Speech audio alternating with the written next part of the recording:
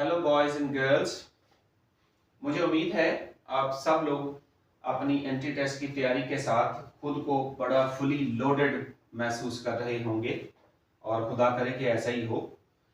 तो फिर ये आज का लेक्चर फिज़िक्स के बारे में कैसा और क्यों? तो आंसर इसका बड़ा सिंपल है। अगर आप एंट्री टेस्ट की पिछली 10-12 साल की जो हिस्ट्री है उसको देखें तो स्टूडेंट्स माशाल्लाह बहुत अच्छा परफॉर्म करते हैं केमिस्ट्री में और बायोलॉजी में, लेकिन उस तरह की परफॉर्मेंस फिज़िक्स में नहीं होती। और क्यों नहीं होती, उसकी बड़ी सादी सी वजह है जिसे जानना बहुत ज़रूरी है। और उसी के लिए आज हमने आपके लिए इस लेक्चर का एहतमाम किया है और इंशाल्लाह कुछ और लेक्चर्स भी शॉर्ट पीरियड में आपको हम देंगे। और वो वजह ये है कि जो फिज़िक्स का पोर्शन है उसके अंदर फिज़िक्स की डेफिनेशंस और फार्मूलास जो आपने अपने कोर्स में फिज़िक्स के कोर्स में याद कर रखी होती हैं, उनके बारे में कोई डायरेक्ट क्वेश्चन नहीं होता। यानी किसी ने आपसे सेकंड लॉ ऑफ न्यूटन का फार्मूला नहीं पूछना, सेकंड लॉ ऑफ न्यूटन की स्टेटमेंट नहीं पूछनी, बल्कि इनकी एप्लीकेशंस पूछनी है। सारे क्वेश्चंस फिजिक्स के इसी तरह के होते हैं। और आप खुद से सवाल करें कि क्या आपने जो फार्मूलाज और डेफिनेशंस फिजिक्स की याद कर रखी हैं उनको उन सिचुएशंस पे आपने कितनी दफा अप्लाई किया है जिन सिचुएशंस का सामना आपने एफएससी की तैयारी या ए लेवल्स की फिजिक्स की तैयारी करने में कभी नहीं किया था। तो मेरा ख्याल है बहुत सारे स्टूडेंट्स फील करेंगे कि चंद एक होंगी या शायद ना की हो। तो इसी कमी को दूर करने के लिए हमने ये लेक्चर का एहतमाम किया है आपके लिए। तो प्लीज़ आप ये चीज़, अभी भी आपके पास 2 दिन बाकी हैं और इसके अंदर फिजिक्स को इस नुक्ता नज़र से प्रिपेयर करें कि जो डेफिनेशन आपने याद की हुई है या जो फार्मूला आपने याद किया हुआ है, बल्कि फार्मूले के बारे में तो ये है कि डायरेक्ट फार्मूले के साथ साथ जो उसके एप्लीकेशन है, फार्मूले को अप्लाई करते वक्त आपको उसे मॉडिफाई भी करना पड़ता है, तो ये मॉडिफिकेशन से फार्मूले में कैसे की जाती है ये भी ट्रिक आपको आनी चाहिए। तो उसी सिलसिले में मैंने जो क्वेश्चन हैं वो एंट्री टेस्ट के जो पास्ट पेपर्स हैं जो यूएचएस ने या पीएमसी ने कंडक्ट किए हैं उनमें से सिलेक्ट किए हैं, या फिर जो सैंपल पेपर्स पीएमसी के हैं उसमें से सिलेक्ट किए हैं। तो हम क्या करेंगे कि हम एक क्वेश्चन नहीं सॉल्व करेंगे, बल्कि जो क्वेश्चन आपके सामने आएगा उसको आपने देखना है कि क्वेश्चन को कैसे समझा जाता है, क्योंकि जब तक क्वेश्चन की पूरी समझ ना आए आपको उसके करेक्ट आंसर का कभी भी पता यकीन के साथ नहीं चल सकता। फिर वो आपका तुक्का होगा, हिट एंड ट्रायल मेथड होगा, ठीक हो गया तो ठीक, नहीं तो फिर वो आप नंबर लूज कर जाते हैं। तो इसलिए सबसे पहले आप समझे, ये चीज सीखें मेरे साथ कि क्वेश्चन को पढ़ के समझना कैसे है। क्वेश्चन को समझने का मतलब है कि क्वेश्चन में इंफॉर्मेशन क्या दी हुई है और उस इंफॉर्मेशन की बुनियाद के ऊपर आपसे पूछा क्या गया है। ये 2 बातें अगर आप क्वेश्चन को पढ़ के, स्टेटमेंट को पढ़ के जान जाएं तो फिर यकीन रखें कि आप उसका आंसर भी तलाश कर लेंगे। तो आइए सवालों का आगाज करते हैं। तो जो पहला सवाल मैंने आपके लिए रखा है वो ये वाला है, क्वेश्चन नंबर 1। और क्वेश्चन नंबर 1 को जरा पढ़ें, इसकी स्टेटमेंट पढ़ें और देखते इसको समझते हैं। ये बड़ा सिंपल क्वेश्चन है, मुझे उम्मीद है आप सब लोगों को सिंपल ही लगे। बल्कि ये है कि जब भी इस वीडियो को आप पॉज करें और पॉज करके स्टेटमेंट को खुद पढ़ के और इसकी ऑप्शन सेलेक्ट कर लें, जो भी सॉल्यूशन आपने सोचा उसको तय कर लें। फिर आप वीडियो देखें कि जो ऑप्शन आपने सेलेक्ट किए है क्या असल वही ऑप्शन है जो मैं सेलेक्ट कर रहा हूं, और उसको सेलेक्ट करने के लिए जो तरीकेकार मैंने इख्तियार किया है, जो सॉल्यूशन यानी निकाला है इसका, क्या आपका भी वही सॉल्यूशन है, उसी अंदाज से आपने सोचा है। अगर नहीं सोचा तो फिर आप इस क्वेश्चन की 2-3 मरतबा और प्रैक्टिस करें। तो आइए क्वेश्चन को शुरू करते हैं। तो स्टेटमेंट पढ़ते हैं पहले। A motion with increasing velocity can be represented on displacement time graph by, ये हॉरिजॉन्टल लाइन और फिर नीचे लाइन का ही लफ्ज है और ग्रेडियंट बार बार आ रहा है। तो इसका मतलब होगा, स्टेटमेंट क्या है? स्टेटमेंट ये है कि आपको डिस्प्लेसमेंट टाइम ग्राफ, ये एक इसमें, बाकी तो सारे इंग्लिश के वर्ब्स एडवर्ब्स मतलब नॉर्मल इंग्लिश है। जो फिजिक्स की दो टर्म्स है वो सिर्फ एक ये है डिस्प्लेसमेंट टाइम ग्राफ और दूसरा वेलोसिटी। यानी डिस्प्लेसमेंट टाइम ग्राफ से बताना है कि वेलोसिटी इनमें से कौन सी होगी। ठीक हो गया? तो सबसे पहले फिर इसका मतलब आपको पता होना चाहिए कि डिस्प्लेसमेंट टाइम ग्राफ किसको कहते हैं। तो आइए इसका सलूशन लिखते हैं। डिस्प्लेसमेंट टाइम ग्राफ, तो डिस्प्लेसमेंट टाइम ग्राफ का मतलब ऐसा ग्राफ जिसके वाई एक्सिस के ऊपर हमेशा डिस्प्लेसमेंट की कीमत शो की जाती है किसी मुनासिब स्केल के मुताबिक, और एक्स एक्सिस के ऊपर हमेशा टाइम की वैल्यू होती है, और ये दोनों एक्सिस का ओरिजिन ओ। अच्छा, जब भी डिस्प्लेसमेंट टाइम ग्राफ होगा तो इसका यही मतलब होगा कि y एक्सिस पे ऑलवेज डिस्प्लेसमेंट, x एक्सिस के ऊपर ऑलवेज टाइम। ऐसा नहीं है कि डिस्प्लेसमेंट हम x एक्सिस के ऊपर शो नहीं कर सकते, वी कैन। तो फिर टाइम हमें y एक्सिस पे शो करना होगा, और ऐसा अगर होगा तो स्टेटमेंट में लिखा होगा कि आप डिस्प्लेसमेंट को x एक्सिस की तरफ रखें और टाइम को y एक्सिस की तरफ रखें। अगर नहीं कहा गया तो फिर हमेशा डिस्प्लेसमेंट टाइम ग्राफ का यही मतलब होगा, यानी y एक्सिस की तरफ डिस्प्लेसमेंट शो करें, x एक्सिस की तरफ टाइम शो करें। अब हमने ये देखना है कि इस डिस्प्लेसमेंट टाइम ग्राफ जो यहाँ पे किसी भी शक्ल का हो सकता है, क्योंकि कोई शक्ल खास दी नहीं हुई सवाए हॉरिजॉन्टल लाइन के, तो आप जनरल शक्ल बनाएं। और इस ग्राफ से वेलोसिटी कैसे निकालते हैं? तो वेलोसिटी निकालने के लिए ये डायरेक्ट यहाँ पे वेलोसिटी नजर नहीं आ रही, तो जब डायरेक्ट नजर ना आ रही हो और आप देखिए ऑप्शन में ग्रेडियंट का लफ्ज भी बार बार आ रहा है, अगर बार बार आ रहा है तो फिर आपको समझ होनी चाहिए कि ग्रेडियंट क्या चीज है। तो आइए लिखते हैं ग्रेडियंट। तो gradient is equal to slope, मतलब जो ग्रेडियंट है वो स्लोप की ही कीमत का नाम है, यानी ग्रेडियंट स्लोप का मुतबादिल लफ्ज है, यानी gradient is a substitutive word for slope. तो अब आपने स्लोप का फार्मूला जनरल सीख रखा है, वो होता है delta y over delta x। This is the general formula which you have learned in your FSCR A levels course for physics. अब हमने इस फार्मूले को अप्लाई करना है अपने इस डिस्प्लेसमेंट टाइम ग्राफ के लिए। तो इसमें जो y कोऑर्डिनेट है वो देखिए हमारा s है, तो लिहाजा y की जगह पे आपको s लिखना चाहिए, लिहाजा डेल्टा वही फार्मूले का और y की जगह पे s डिवाइडेड बाय डेल्टा फिर फार्मूले का, और x कोऑर्डिनेट का मतलब है अब आपका टाइम, तो इस x की जगह पे आप t लिखें, और लेफ्ट हैंड साइड में क्वेश्चन के मुताबिक आपके पास है ग्रेडियंट। और अब आप देखें ये क्या बन गया, this is displacement over time, यानी time rate of change of displacement, and time rate of change of displacement is known as velocity. तो लेफ्ट हैंड साइड में आपके पास क्या है, ग्रेडियंट, लिहाजा आपके पास फार्मूला ये बन गया कि gradient is equal to velocity, मतलब वेलोसिटी अगर जीरो है तो ग्रेडियंट भी जीरो है, वेलोसिटी इंक्रीज कर रही है तो ग्रेडियंट भी इंक्रीज कर रहा है, वेलोसिटी डिक्रीज कर रही है तो ग्रेडियंट भी डिक्रीज कर रहा है, क्योंकि दोनों बराबर हैं। तो बराबर कीमतों का मतलब होता है अगर एक कीमत कम होगी तो दूसरी ने भी कम होना है। तो अब देखिए आपने क्या देखनी है, इंक्रीजिंग वेलोसिटी।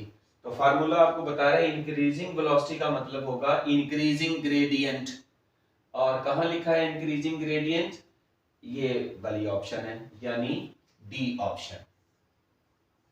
सो आपका इस क्वेश्चन का जो आंसर बना वो डी, और डिस्प्लेसमेंट टाइम ग्राफ से पहले ग्रेडियंट का आपने मतलब सीखा क्या होता है, स्लोप होती है, स्लोप का जनरल फार्मूला लिखा और फार्मूले को फिर ग्राफ के मुताबिक सेट किया और सेट करने के बाद देखा कि ये फिजिक्स का कौन सा फार्मूला है और फिजिक्स का ये है rate of change of displacement और time rate of change of displacement को कहते हैं वेलोसिटी।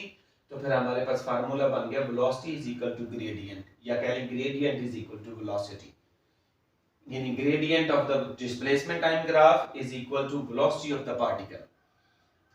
अच्छा, ये क्वेश्चन करके अब हम ये क्वेश्चन तो कर चुके हैं, तो आइए इसके अंदर स्टेटमेंट में थोड़ी सी तब्दीली करके देखते हैं।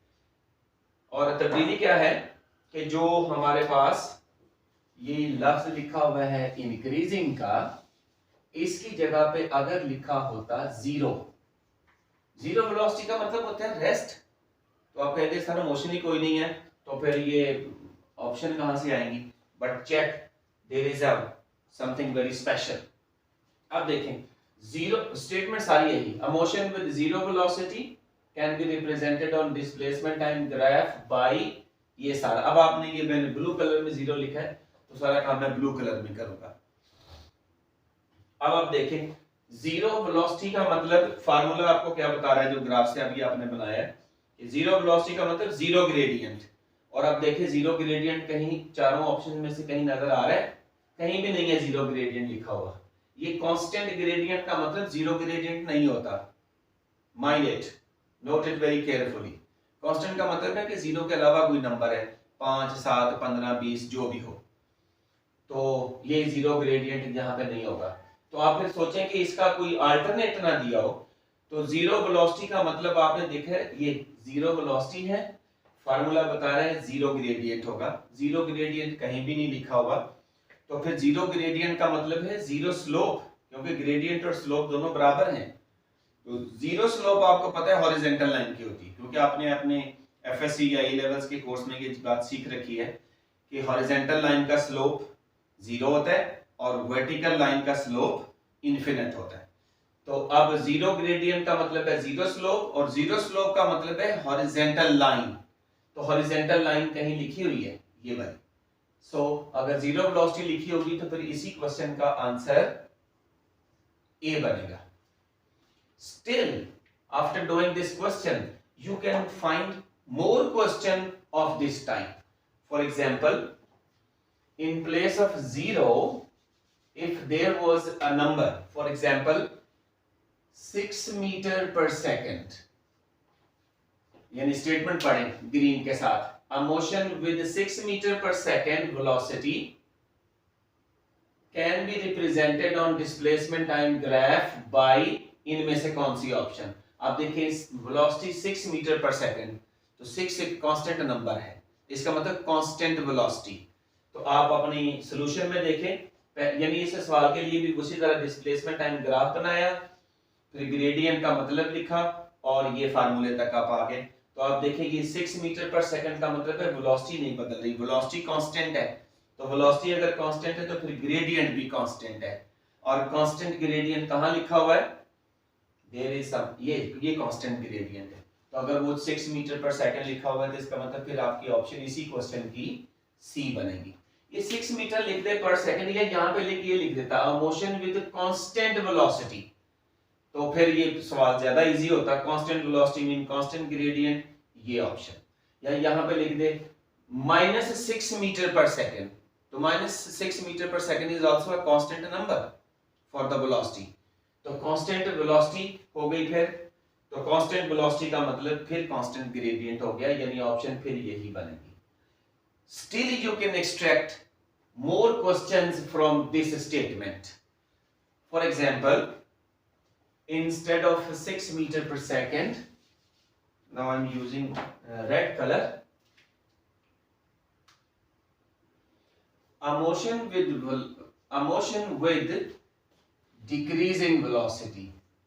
तो अब आप इतनी डिस्कशन के बाद सीख गए होंगे कि अगर डिक्रीजिंग वेलोसिटी इसी स्टेटमेंट में लिखी होगी तो फिर ये फार्मूला बता रहा है decreasing velocity mean decreasing gradient, और ये डिक्रीजिंग ग्रेडियंट देखें यहां लिखा हुआ है ऑप्शन बी में। तो अगर ये रेड कलर में डिक्रीजिंग ग्रेडियंट वेलोसिटी, ये रेड कलर के साथ क्वेश्चन लिखा हुआ है तो फिर इसकी ऑप्शन भी रेड आ रही है। राइट। तो आप देखें एक लफ्ज के चेंज होने से ऑप्शंस भी इसमें चेंज होती जा रही हैं।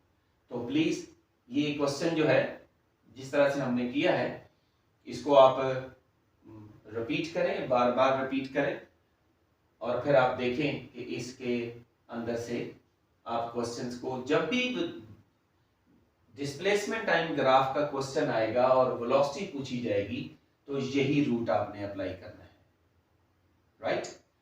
तो इस क्वेश्चन को करने के बाद आइए हम देखते हैं एक और क्वेश्चन, वो भी वेलोसिटी के ही बारे में है। तो वो क्वेश्चन इसी बोर्ड के ऊपर मौजूद है, ये वाला, ये क्वेश्चन नंबर 2। इसको जरा पढ़ें। ये भी बड़ी सिंपल सी स्टेटमेंट आपको लगेगी, but there could be very tricky questions in it. So let's first read the statement. Average velocity of an object after completing a circle of 5 meter radius in 5 seconds। इनमें से कौन सी होगी? तो आप इसमें देखें, स्टेटमेंट को पहले देखें ध्यान से, तो आपको पता चलेगा कि इसके अंदर जो पूछा गया है वो है एवरेज वेलोसिटी। पहले तो आपने ये चीज नोट करनी है। और एवरेज वेलोसिटी किसकी के ऑब्जेक्ट की जो पूछी गई है वो क्या है? After completing a circle of radius so on. तो सबसे पहले अब इस क्वेश्चन का यानी आंसर करने के लिए आपने ये क्वेश्चन समझा ये है कि एवरेज वेलोसिटी की वैल्यू हमने बतानी है और ऑब्जेक्ट जो है वो सर्कल में मूव कर रहा है और सर्कल उसने कंप्लीट किया हुआ है, ये कंप्लीट किया हुआ है, राइट। तो अब आप देखें कि अब सबसे पहले आपको सॉल्यूशन के लिए, यानी स्टेटमेंट आपको समझ आ गई कि आपने एवरेज वेलोसिटी की वैल्यू निकालनी है और एवरेज वेलोसिटी की वैल्यू निकालने के लिए आपके पास जो पाथ ऑफ मोशन है वो सर्कल है और सर्कल कंप्लीट किया हुआ है। तो इसको आप, जैसे मैंने अंडरलाइन किया, आप अंडरलाइन कर लें तो ज्यादा अच्छा होगा। ये देखिए सर्कल को भी हमने अंडरलाइन कर लिया। तो सबसे पहले आपको फिर एवरेज वेलोसिटी का फार्मूला लिखना है। तो आइए इसका सॉल्यूशन करते हैं। Here is your solution. तो एवरेज वेलोसिटी का जो फार्मूला है वो सबसे पहले आप लिख लें अपने पास, एवरेज वेलोसिटी। तो अब देखें आमतौर पे कहा जाता है rate of change of displacement. No, average velocity has a very special treatment and it is total displacement divided by total time taken by the particle in completing the total displacement। अब total displacement का मतलब होगा displacement from initial position towards final position।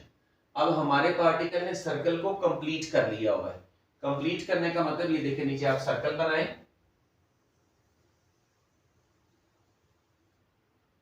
Circle का एक यहां पर centre बनाएं और इसके ऊपर, सर्कल के ऊपर कोई पॉइंट बनाएं, जैसे ये मैंने लिख दिया है P,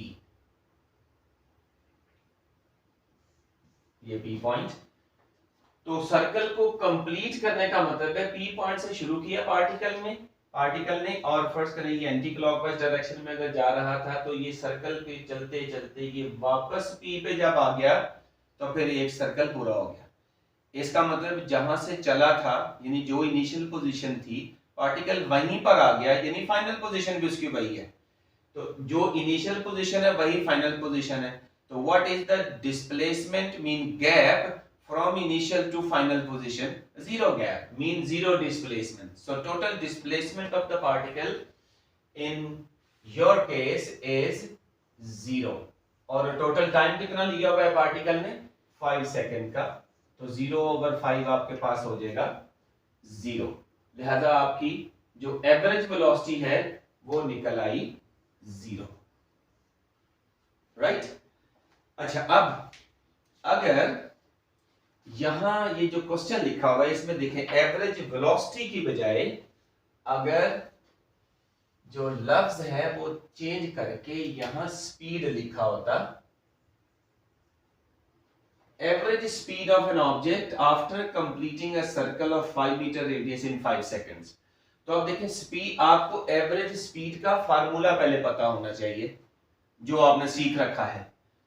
तो मैं इसका सोल्यूशन भी ये रेड के साथ, रेड कलर में ही करता हूं। तो average speed, A B for average और स्पीड। तो एवरेज स्पीड का मतलब होता है total path length divided by total time taken. Mean total length of the path traveled by the particle divided by total time taken by the particle in traveling that path। यानी total path को travel करने में particle ने जो कुल time लगाया हुआ है, ये वो वाला टाइम है। तो इसको इस सेंस में आपने ये आमतौर पे फार्मूला, ये लेवल्स के बच्चे तो इसको अच्छी तरह समझते हैं, लेकिन एफएससी के स्टूडेंट्स को फार्मूला इस तरह से कम ही लिख के दिया जाता है। तो एवरेज स्पीड निकालने के लिए आपने हमेशा क्या करना है, टोटल पाथ लेंथ, यानी वो एक्चुअल पाथ है जिसके ऊपर पार्टिकल ट्रेवल करके गया। जैसे हमारा इस केस में एक्चुअल पाथ जो है वो सर्कल है, तो पी पॉइंट से शुरू करके पार्टिकल जब पी पॉइंट पे वापस आ जाएगा तो इसका मतलब वो सर्कल की एक लेंथ पूरी कर चुका होगा। तो सर्कल की लेंथ को आप सरकमफ्रेंस कहते हैं। तो इस फार्मूले में अगर कीमत पुट करेंगे इस क्वेश्चन के मुताबिक, तो वो सरकमफ्रेंस आपको पता है 2 पाई आर और डिवाइडेड बाय टाइम आपका 5 सेकंड है। तो अब देखें रेडियस कितना है, ऐसे अंडरलाइन करें और ऊपर आर लिख दें कि ये आपका आर है रेडियस। तो this you can also do in the UHS paper, engineering entrance का जो पेपर फाइनल आप दे रहे होंगे उसमें भी आप इस तरह से निशान लगा के ऊपर वेरिएबल लिख लिया करें। तो अब आप इसमें वैल्यू पुट करें, 2 पाई आर की जगह पे 5 लगा दें और डिनोमिनेटर में 5 से 5 देखे कैंसिल होके बाकी आंसर आपका आ गया अब 2 पाई। तो इसका मतलब जो सर्कल कंप्लीट कर लेगा पार्टिकल, तो फिर उस पूरे सर्कल को कंप्लीट करने के बाद एवरेज वेलोसिटी उसकी होगी, सॉरी एवरेज स्पीड बनेगी 2 पाई। तो इस केस में आप देखें 2 पाई कहां है, तो ये वाला, this is your option now. तो देखें एवरेज स्पीड के लिए और सूरत हाल है और एवरेज वेलोसिटी के लिए और है। तो ये 2 क्वेश्चन हो गए। अच्छा, अब still you can write more question from it. For example average speed of, ये मैं अब इस कलर को ग्रीन कर लेता हूं, ये देखिएगा,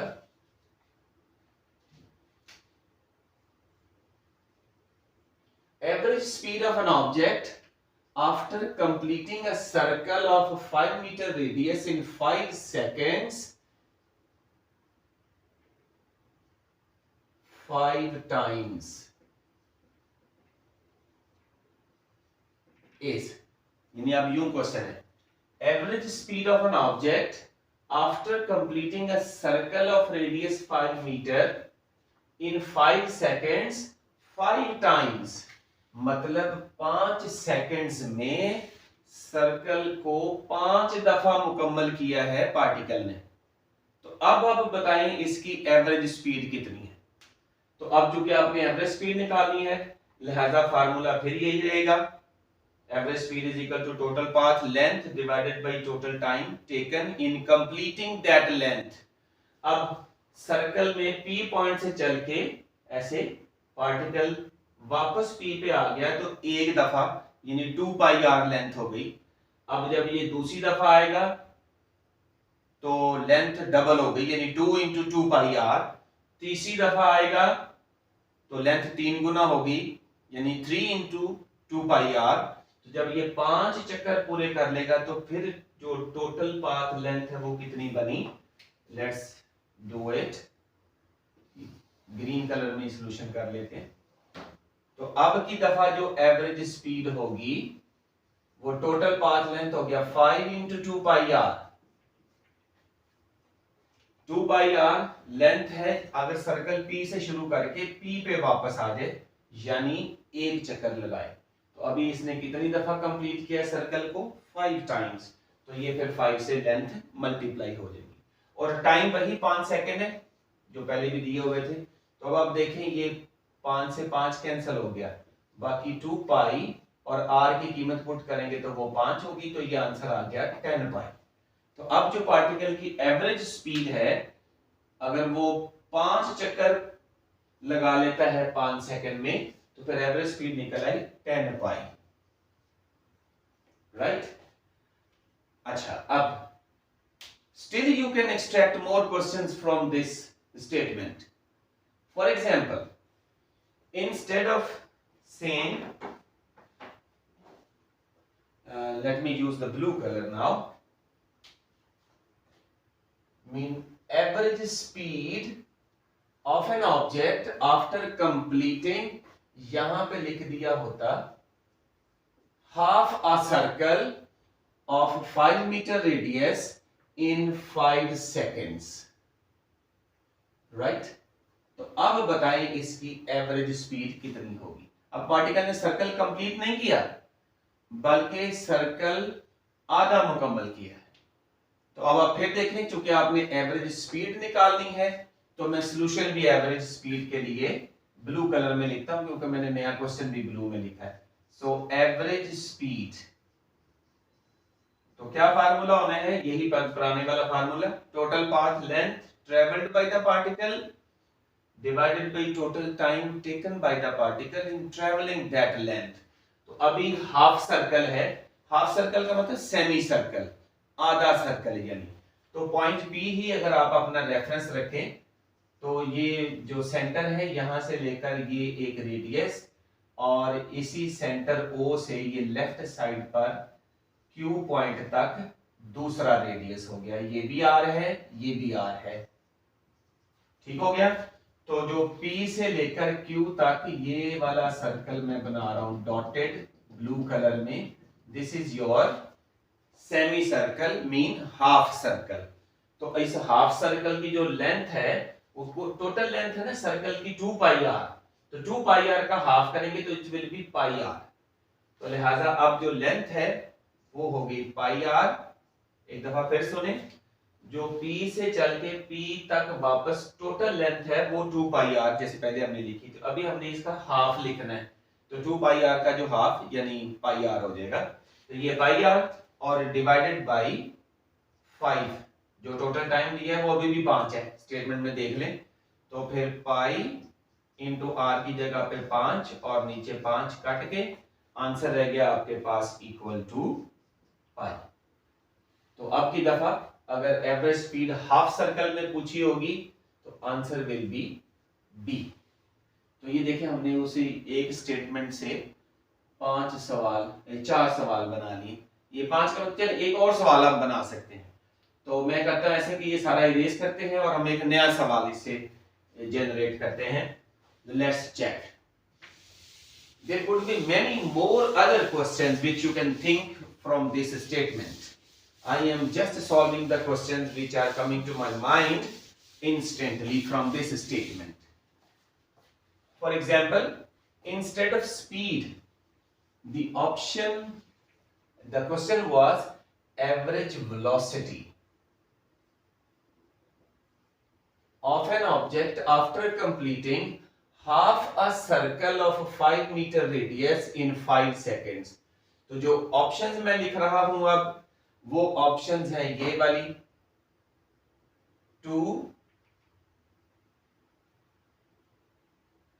-2 0 एंड यहां पर लिख लेते हैं पाई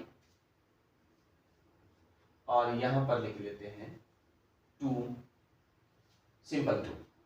और ये वाली ये, this is your new question. क्योंकि सारी ऑप्शन हम एग्जॉस्ट कर चुके थे, अब मैं समझे कि आपको एक नई ऑप्शन दे रहा हूं. This is a new question before you. Average velocity of an object after completing half a circle of 5 metre radius in 5 seconds. तो दीज आर द ऑप्शंस. तो अब आपने चूंकि फिर देखें एवरेज वेलोसिटी निकालनी है हाफ सर्कल के अंदर, तो आपको एवरेज वेलोसिटी का फार्मूला लिखना है और हाफ सर्कल अपने सामने बना के रख लेना है, और इसमें आप देखें कैसे आप वेलोसिटी निकालेंगे. So solution, this is your circle.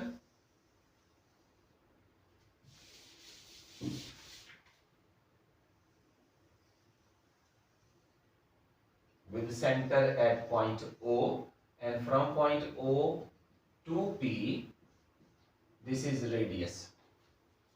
अब पार्टिकल ने ट्रेवल किया है हाफ सर्कल, तो आप देखिए हाफ सर्कल का मतलब O से P और O से ये जो Q पॉइंट है सर्कल के ऊपर, अगर आप देखें तो ये भी रेडियस है आपका O से Q भी, दो रेडियस आप कह रहे मैंने ड्रॉ किए हैं।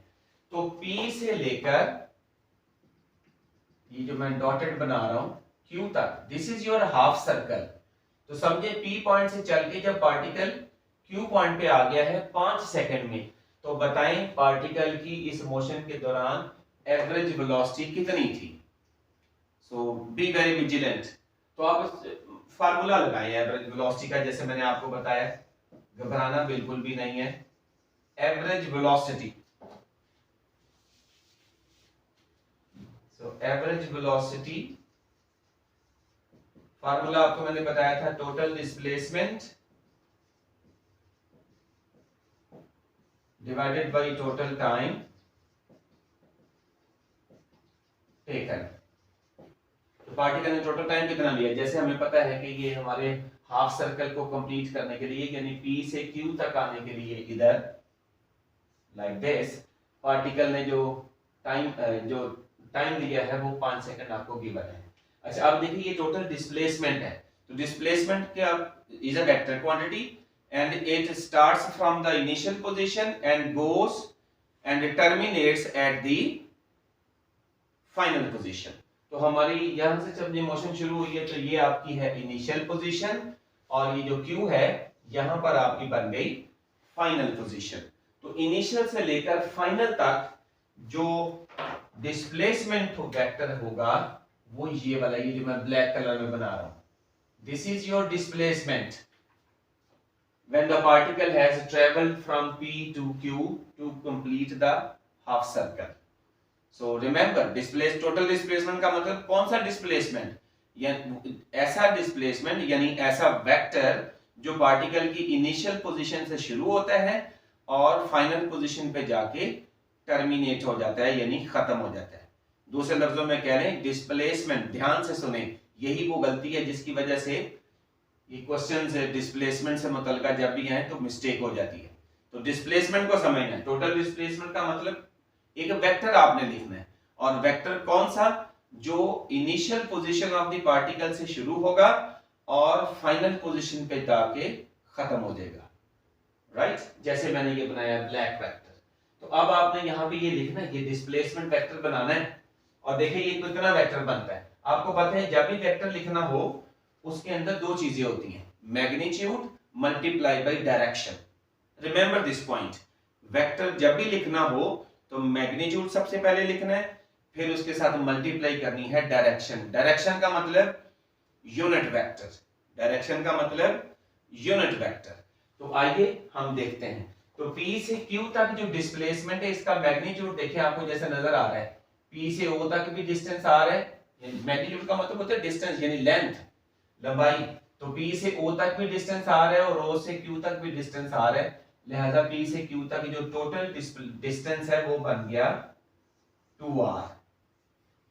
अब हमें देखनी है इसकी डायरेक्शन कौन सी है।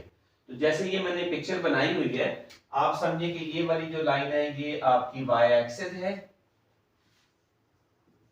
और ये जो हॉरिजॉन्टल लाइन है ये आपकी फिर हो गई x एक्सिस। तो अगर ये x एक्सिस वाली लाइन बन गई तो फिर आप देखें P से Q का मतलब direction towards negative x axis, this is the direction towards negative x axis. तो आप डायरेक्शन यानी यूनिट वेक्टर यहां जब मल्टीप्लाई करेंगे तो वो होगा -i कैप डिवाइडेड बाय जो टोटल टाइम लगा है वो है 5 सेकंड यानी। तो अब आप r की कीमत पुट कर दें, r की जगह पे 5 और साथ में -i कैप ओवर 5, तो 5 से 5 कट के आंसर आ गया -2i कैप। तो आप देखिए ये वेलोसिटी, ये वैल्यू कहां लिखी हुई है, तो i कैप तो कहीं नहीं लिखा होगा क्योंकि तस्वीर नहीं सवाल के साथ किसी किस्म की कोई अटैच की हुई। तो वेलोसिटी जो कि वेक्टर क्वांटिटी है, it will have either plus sign और minus sign if no other unit vectors are used, so then you should guess which should be the answer. Pi is clearly not the answer, 0 is clearly not the answer, but the computation is between -2 and +2, and your solution is asking you to select the option -2। तो आप देखें इसमें जो semi circle यानी half circle में motion अगर 5 second में complete हुई है, तो हमने पीछे एक सवाल किया है, उसमें हमने एवरेज स्पीड निकाली थी जो कि पाई निकली थी। पाई का मतलब 3.14, और इसी पाथ के ऊपर ट्रेवल करते हुए इसकी जो एवरेज वेलोसिटी है वो कितनी निकली है? -2, यानी मैग्नीट्यूड समझे जैसे 2 निकला। तो इसका मतलब एवरेज वेलोसिटी और average speed, these are very tricky quantities and they should be calculated very carefully। तो मुझे उम्मीद है ये वाला जो पोर्शन है, खासतौर पे ये वेक्टर जो डिस्प्लेसमेंट का लिखना है, एक मरतबा फिर सुन लें। ये टोटल डिस्प्लेसमेंट हमारा था P से Q, और P से Q डिस्प्लेसमेंट लिखने का मतलब P से Q वेक्टर लिखना है, और वेक्टर जब भी लिखते हैं तो वो होता है मैग्नीट्यूड मल्टीप्लाई बाय डायरेक्शन, और जिसको हम डायरेक्शन कहते हैं वो यूनिट वेक्टर होता है। तो अब आप देखें P से Q तक जो मैग्नीट्यूड है वो बनता है P से O, O से Q, यानी R जमा R हो गया 2R, और डायरेक्शन जा रही है टुवर्ड्स नेगेटिव x एक्सिस। ये x एक्सिस है ना, तो ये वाली जो डायरेक्शन है ये नेगेटिव x एक्सिस की हुई, तो लिहाजा जो साथ में डायरेक्शन मल्टीप्लाई होगी वो नेगेटिव x एक्सिस की। पॉजिटिव x एक्सिस की डायरेक्शन i कैप होती है, तो नेगेटिव x एक्सिस की जो डायरेक्शन है वो बन गई -i कैप, और नीचे जो टाइम है वो 5 है, और 5 काट के बाकी आंसर आ गया आपका -2। So this is a very important question, it's quite possible it would be in the paper। So I hope from these board पे तो मैंने 2 क्वेश्चन लिखे थे, लेकिन आपने देखा कि उसके ऊपर से हमने कुछ 9-10 क्वेश्चन जो है वो बना लिए हैं, और आप प्लीज इन क्वेश्चंस की प्रैक्टिस करें। मैं आपको फर्दर क्वेश्चंस देता रहूंगा, तो आप हमारे इस चैनल को भी सब्सक्राइब कर लें, ताकि कुछ ही घंटों के बाद जो नई वीडियोस मैं अपलोड करूंगा with solutions and with possible questions for the exam, वो आप तक पहली जो ही अपलोड होंगे आप तक पहुंच जाएंगे। प्लीज वॉच करने का बहुत शुक्रिया, and once again I must say that practice these questions as I have done in this video। Thanks for watching।